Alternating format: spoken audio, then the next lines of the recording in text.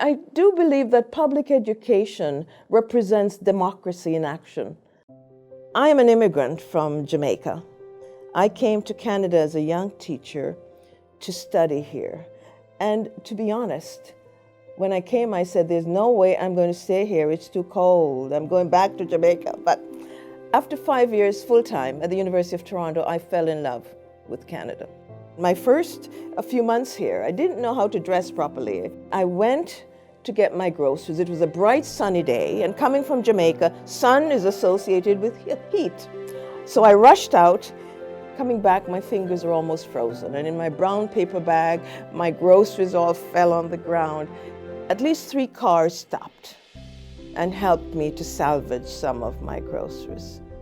Generosity.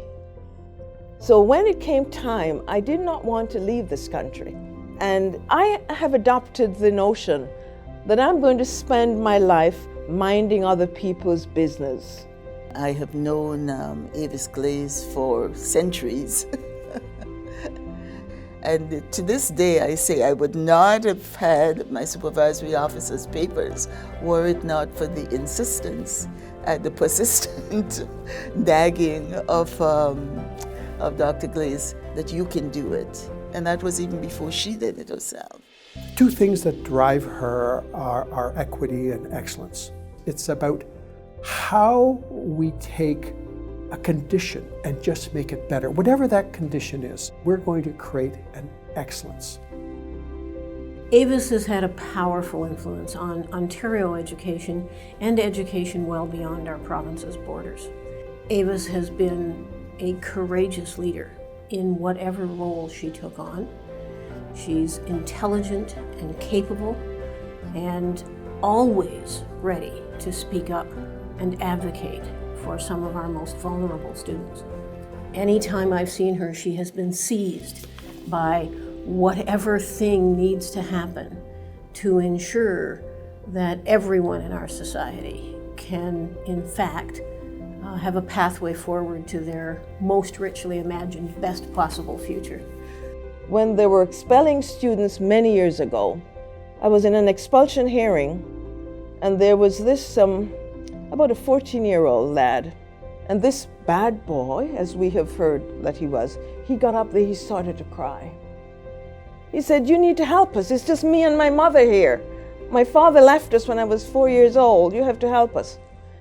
And that night I went home and put together a proposal for us to continue to educate expelled students, to give those children a second chance.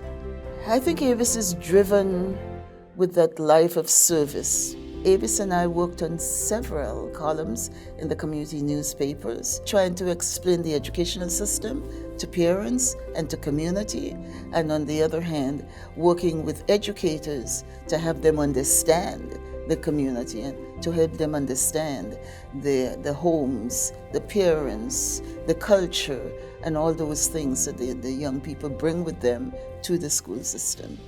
I've been in education now for over 40 years and have worked in many countries across the globe and have had an opportunity to influence education elsewhere. It seems like almost every country I go to, she has just been there or about to be there. So she has huge presence in the world now, representing Ontario in many ways, but also committed to changes in the world of education. Let us not take for granted what democracy means, especially today, and how public schools, and when you go to a classroom, you can see the world in miniature there. All the young kids coming in from war-torn countries, refugees, you name it, they come to our public schools. And we make sense of that, and we prepare them for their place in our democracy. Canada is one of the greatest countries in the world. But countries are great not just because of their GDP or other factors. They're great because of the quality and the humanity of its citizens. And I believe so strongly as an educator that we need to replicate that in our school system so that this country continues to be the fine haven that it is for so many parts of the world. That's Canada, and that's the Canada that I love.